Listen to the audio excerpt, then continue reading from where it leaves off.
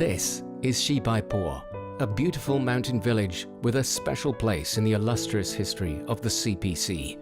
As Zhou Enlai, first Premier of People's Republic of China, once pointed out, Beiping was the last rural command post of the CPC Central Committee headed by Chairman Mao prior to entering Beiping for the liberation of the entire country. When President Xi Jinping visited Beiping, he said to the cadres and the masses, 这个真正是温故而知新啊！不在你来是第一次来，还是来过多次，每一次来都会有一些新的感受。中国共产党无数革命先烈，革命政权来之不易啊！当年新中国从这里走出去的。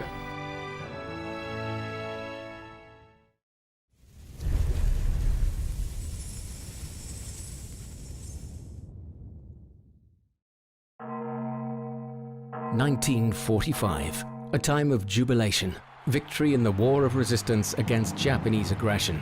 But the times of struggle were not over. China now faced a choice between two futures. Chiang Kai-shek now began to reignite civil war, constantly vying for territorial advantage with American aid, never ceasing to plunder and exploit. In August 1945, Chiang Kai-shek telegraphed Yan'an 3 times in succession, inviting Mao Zedong to attend talks in Chongqing. His real purpose, however, was to buy time as he prepared for civil war. Mao Zedong accepted these overtures in good faith. Putting considerations of personal safety to one side, he departed for Chongqing determined to secure peace. On August 28, 1945, his plane touched down at Jiulongpo airfield near Chongqing. In a move widely acclaimed for its boldness, Mao Zedong was the first to step out of the cabin. After 43 grueling days of talks, a bargain was struck on October 10th, the Double 10th Agreement.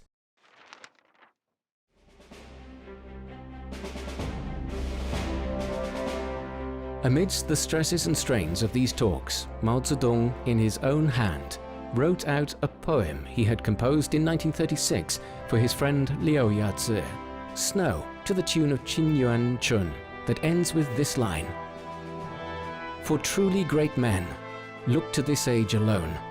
To many, this struck a chord. Now was the time for the whole people to show their greatness.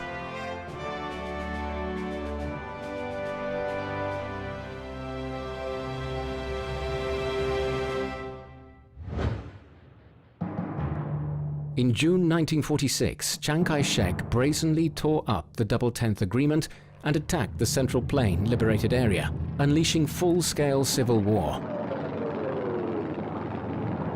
With a strength of 1.27 million, the Communist People's Liberation Army, or PLA, was vastly outnumbered by the 4.3 million troops of the KMT's National Revolutionary Army. But the PLA had something more powerful than numbers. As Mao Zedong told American journalist Anna Louise Strong in Yan'an, all reactionaries are paper tigers. In the long run, the truly powerful forces do not belong to the reactionaries, but to the people. The PLA broke through the KMT's encirclement in the Central Plains, then won a series of campaigns in East China, forcing the Kuomintang to shift the focus of its campaign to the key liberated areas in northern Shanxi and Shandong. Northern Shanxi was the HQ of the CPC Central Committee. 20,000 PLA soldiers standing in the way of Hu Zongnan and his 250,000 KMT troops. But Mao Zedong was unfazed. Do not be troubled by the loss of a single city or place. We exchange Yan'an for all China. Mao Zedong and Zhou Enlai were among the last to withdraw from Yan'an.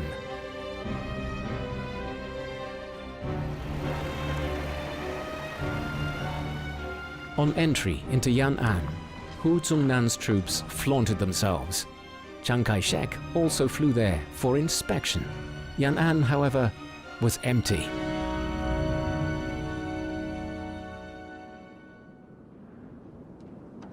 Led by Mao Zedong, the CPC Central Committee and the PLA headquarters carried on the fight on the rugged Loess Plateau, directing the course of the Liberation War both in the northwest and nationally.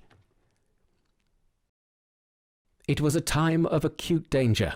On one occasion, the jeep in which Mao Zedong was riding was attacked by enemy planes.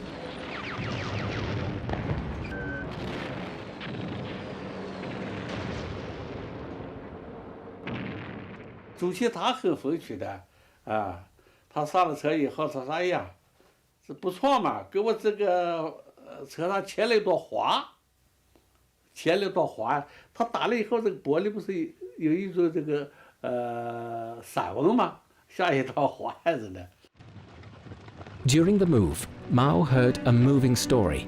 It concerned the heroic deeds of Liu Hulan, secretary of a women's patriotic association in Yangtze village, Shanxi province. In January 1947, the KMT men surrounded the small village. Liu Hulan, who had been resolute and unyielding, even when captured and facing certain death. Was she a Communist Party member? Asked Mao. An outstanding one, and only 15 years old, replied Run Bishui. Mao was so deeply moved by her story that he wrote the famous line, "A great life, a glorious death."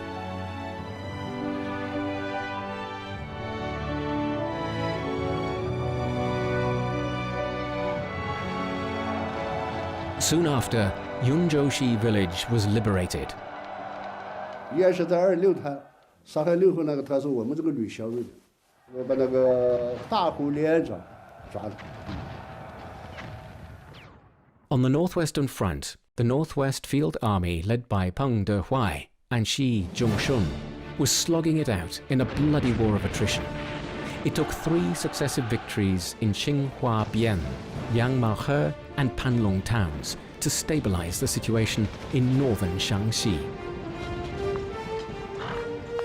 Meanwhile, on the Shandong front, Chen Yi and Su Yu, commanding the East China Field Army, launched the Mengliangu campaign, in which the 74th Reorganized Division was completely destroyed as a fighting force, and the chief commander of the division, Jiang Lingfu, shot dead.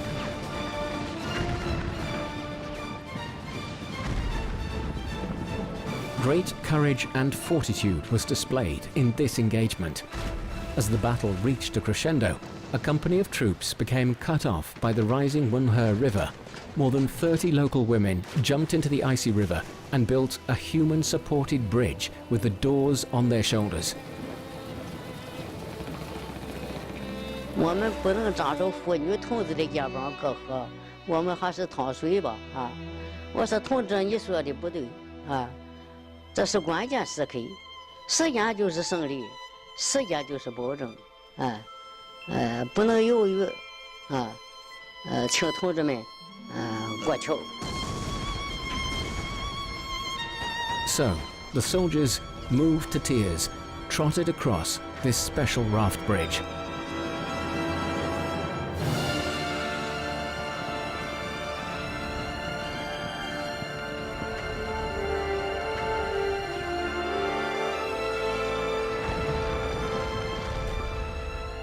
In July 1947, at a meeting in Xiaohe village in northern Shaanxi, the CPC Central Committee assessed the military situation. The defensive campaign had been a success. The moment had now come to go on the offensive. With Liu Bocheng and Deng Xiaoping commanding, the main body of the Shanxi, Hebei, Shandong, Henan Field Army crossed the Yellow River into the Dabie Mountains. Now, all was in place for the PLA's strategic offensive. The army, led by Deng Xiaoping and Liu Bocheng, was now in a position to spearhead a strategic offensive, flanked by the armies of Chonggang and Chen Yi, striking into the enemy's heart in a coordinated attack. Mao Zedong later observed that this was the turning point. 20 years of Chiang Kai-shek misrule and a century of imperialist domination were coming to an end.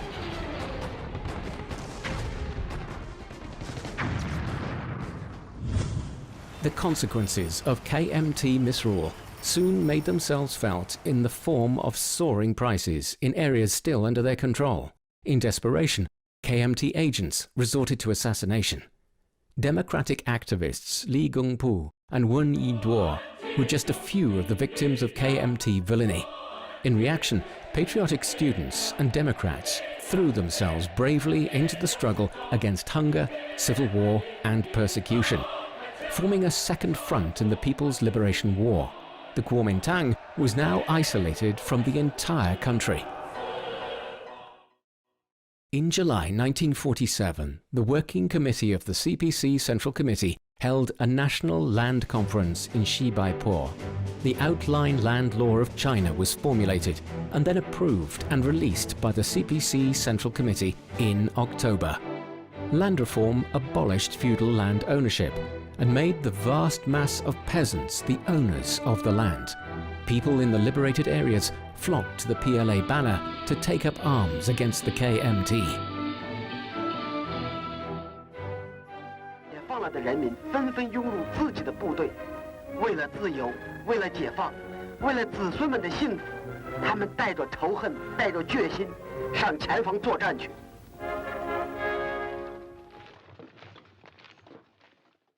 Many KMT soldiers, originally peasants themselves, joined the PLA after they were captured. 对他们进行政治教育以后，他们立刻把国民党的帽徽撕下来，蒋介石的军队就这样的瓦解了，人民解放军就这样壮大了。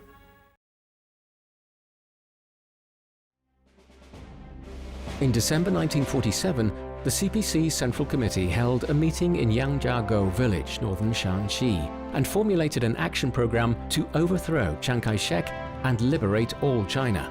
The famous 10 principles of military operation were proposed, the core of which is to concentrate superior forces and annihilate the enemy one by one.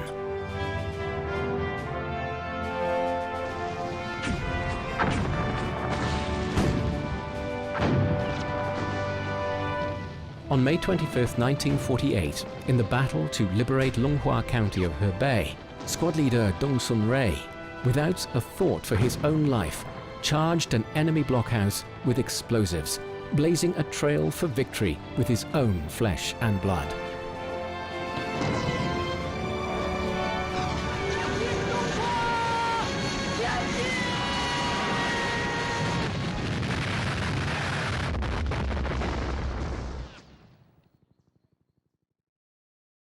The war ground on slowly, but surely, to its decisive phase. On September 12, 1948, the Liaoning Shenyang campaign began. Following the Central Military Commission strategy, the first battle was fought in Jinzhou to encircle the massive KMT army in the northeast. Zhu Rui, artillery commander of the Northeast Field Army, gave his life in action against the enemy.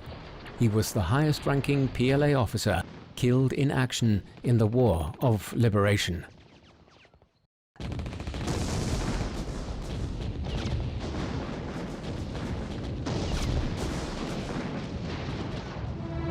The campaign to seize Jinzhou began.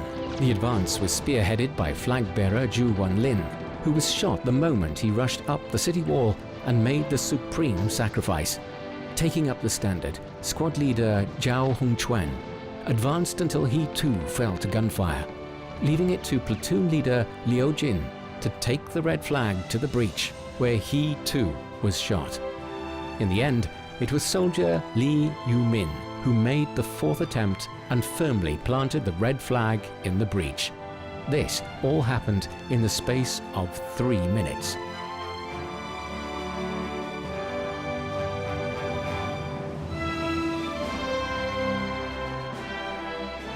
The Liaoning Shenyang campaign lasted 52 days.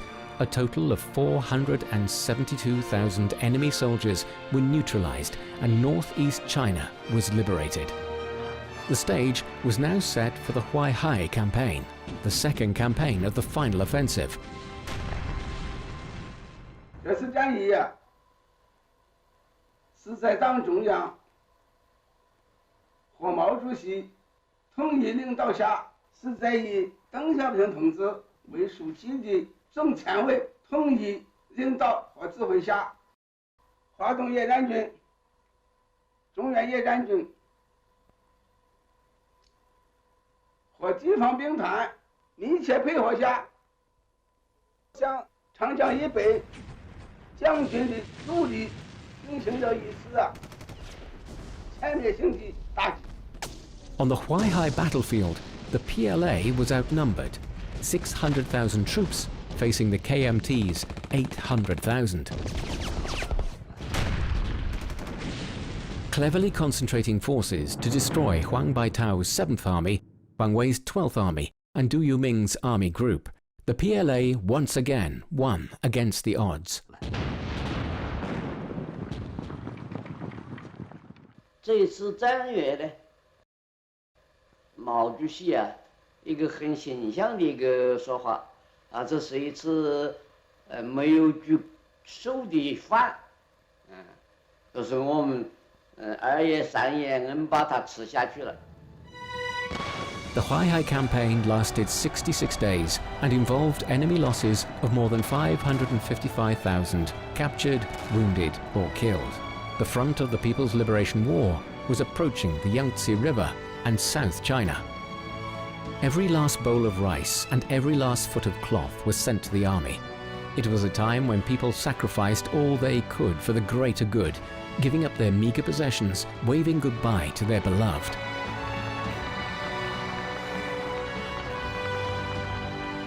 As Marshal Chen Yi once said, victory in the Huaihai campaign was down to the wheelbarrows of the common people.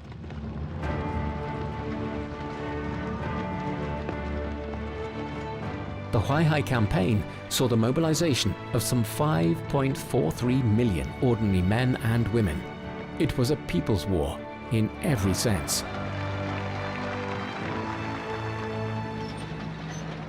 In North China, the Northeast Field Army and the main force of the North China military region jointly launched the Beiping-Tianjin campaign. 29 hours after the start of the PLA's general offensive, the impregnable city of Tianjin fell.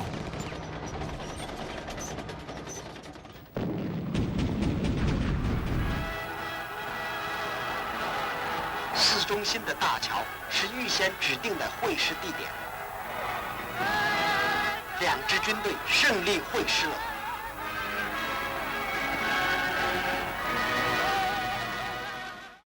After 29 hours of fighting, Tianjin was liberated. At this time in Beiping, the more than 200,000 soldiers under Fu Zuoyi's command were surrounded by close on 1 million PLA soldiers.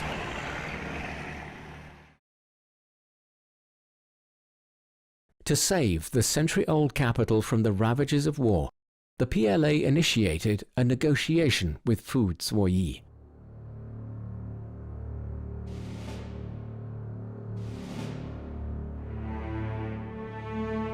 Fu's eldest daughter, Fu Dongju, was a clandestine member of the Communist Party. Assigned by the party organization, she returned from Tianjin to Beiping to urge her father to accept the Communist Party's peace terms. 他就想把北京保存下来，能够使他的这些人别都死掉了。整个的来讲，他还是觉得挺好的，这事情解决了。 Thanks to the constant endeavors of the CPC Central Committee and the PLA, Fu Zuoyi finally accepted the PLA's conditions, leading his troops out of the city for rectification. In the end, Beiping was peacefully liberated.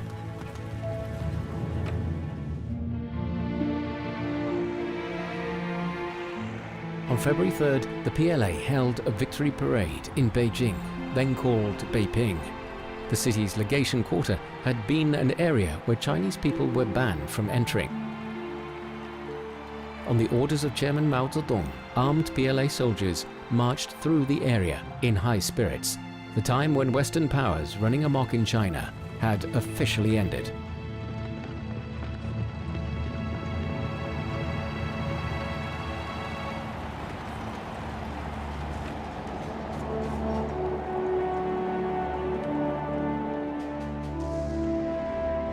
In the three major campaigns, the KMT suffered total losses of more than 1.54 million men. Its main military forces, on which it relied to maintain its reactionary rule, had been largely destroyed.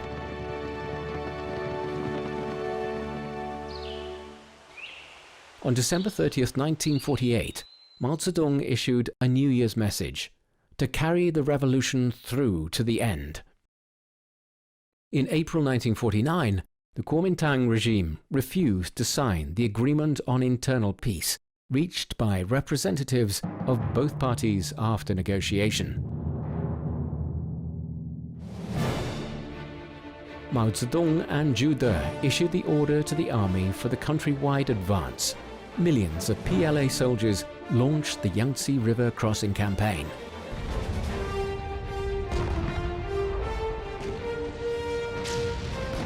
As the assault boat ploughed through the flying bullets, the soldiers were surprised to find a girl at the helm. 当时我才14岁，和我大姑姑那一条船，当年晚拧来拧去撞了6趟解放军，我这里还被敌人打了一枪，连续7天7夜。 On April 23, 1949, the red flag of the PLA was hoisted over the Nanjing presidential palace. The reactionary rule of the Kuomintang was over. Xiangshan Xuanxing Villa, Beiping. It was here that photographer Xu Xiaobing snapped an iconic picture of Mao Zedong, holding a newly delivered newspaper proclaiming the liberation of Nanjing, a historic moment captured forever. Mao Zedong himself had his own way of commemorating, writing the famous poem, "The People's Liberation Army Captures Nanking."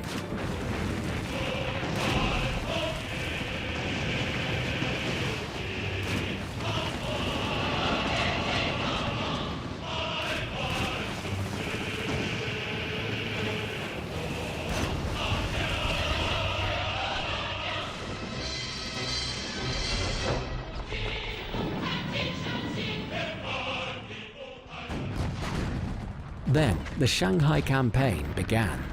Because Shanghai was densely populated and home to a myriad of industrial and commercial companies, command headquarters ordered that only light weapons were to be used in urban areas. Artillery and explosives were forbidden, but this humane policy cost the PLA dearly. At Sichuan Road Bridge, the KMT troops, taking a position in a building containing innocent citizens, opened fire on the lightly armed PLA, safe in the knowledge they would not return fire.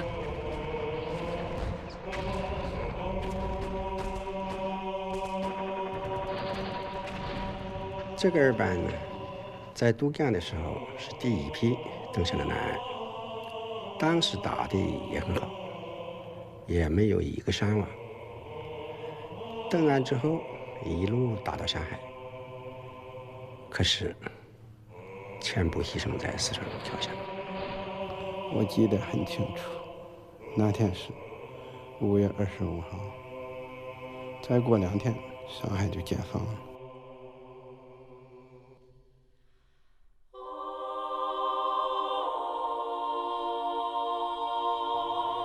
这10年了，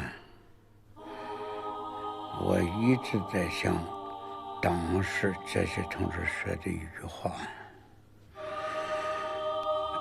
我们一只脚已经踏上新中国的门槛了。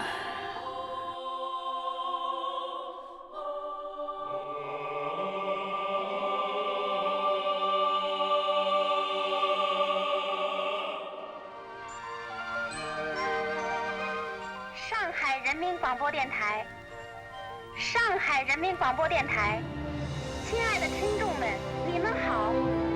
现在我们开始第1次播音。Shanghai was liberated. Nearly 8,000 soldiers fell during the fighting. The CPC Central Committee sent a congratulatory telegraph to the Shanghai front that read, "Long live New Shanghai. Long live the independent and free New China. Immortal are the martyrs who sacrificed for the liberation of Shanghai."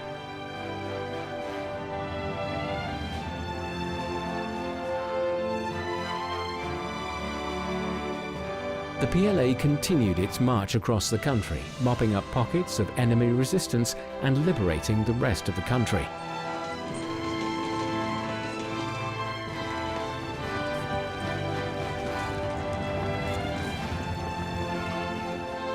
Mao Zedong's handwritten contribution to a picture album celebrating the achievements of the 3-year Chinese People's Liberation War said it all.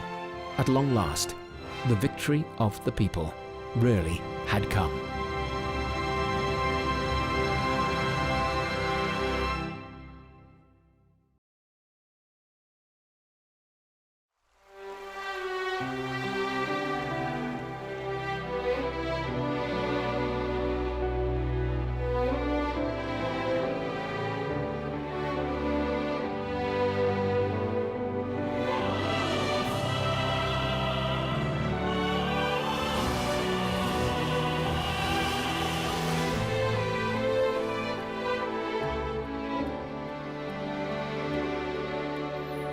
从长夜到日出，走过千山万水的路，每一步都是信仰足迹，烙印下新中国版图。从贫弱到富强，走出复兴，为业征途，每一天都有奋斗牺牲，只为人民拥抱幸福，凭着心中坚定信念，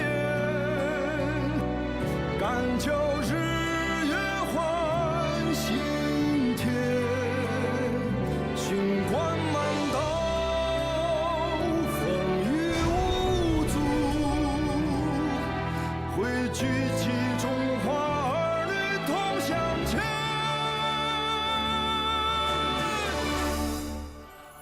从贫弱到富强，走出复兴，